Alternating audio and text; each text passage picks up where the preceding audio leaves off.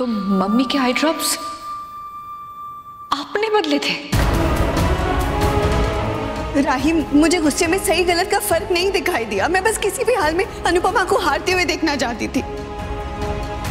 मैंने सोचा कि जिस औरत की वजह से आज तक मैं रो रही हूँ, उसे खुश रहने का कोई हक नहीं है।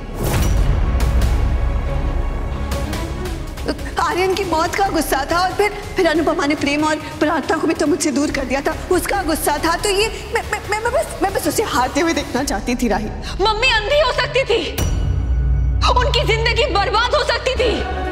राही, मैं मानती हूँ कि मुझसे गलती हुई है। अनुपमा को भी ये बात पता है। जब वो यहाँ आई तो मुझे यही लगा कि वो मुझे एक्सपोज करने आई है यहाँ।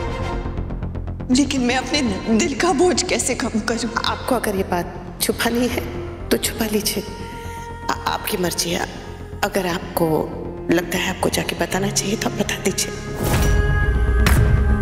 उसकी चुप्पी ने मुझे अंदर से तोड़ दिया। मैं अपने किए का बोझ नहीं सह पाई, इसीलिए आप सबको सच बता दिया मैंने। I'm sorry, really very sorry। Parag ji, I'm sorry, I'm sorry Rahi, I'm really sorry everyone। आप पराग कोठारी की पत्नी थी, लेकिन अब आप सिर्फ वसुंधरा कोठारी की बहू रहेंगे।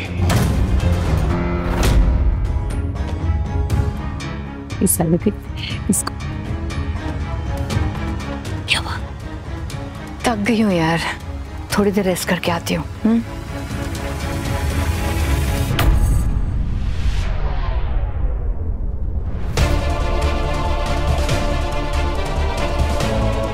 क्या हुआ?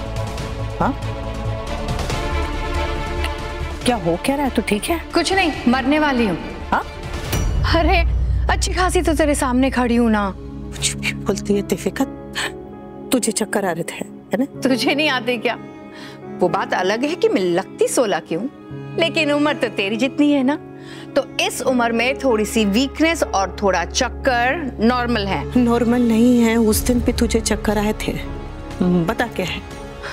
क्योंकि उस दिन भी मैं थक गई थी। और प्लीज अब मेरी जान मत खा यार, मुझे थोड़ा आराम करने देना। अनु यार। देविका, ऐसा क्यों लग रहा है जैसे देविका कुछ छुपा रही है?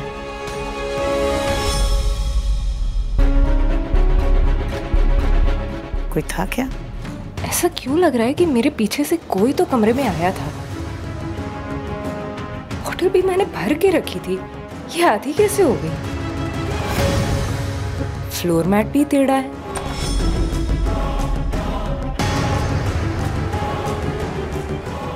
किसी ने अलमारी भी खोली थी, लेकिन ये कौन हो सकता है? अरे खाना कैसे गायब हो सकता है घर से? अभी सब लोगों का खाना बाकी है। खाना कहाँ? ये कौन खाना खा के गया? पाखी ने खाया होगा। पाखी है नहीं घर में, उसने फोन किया था कि वो लेट आने वाली है, खा के आएगी। फिर ये किसने खाया और खाना गया कहाँ?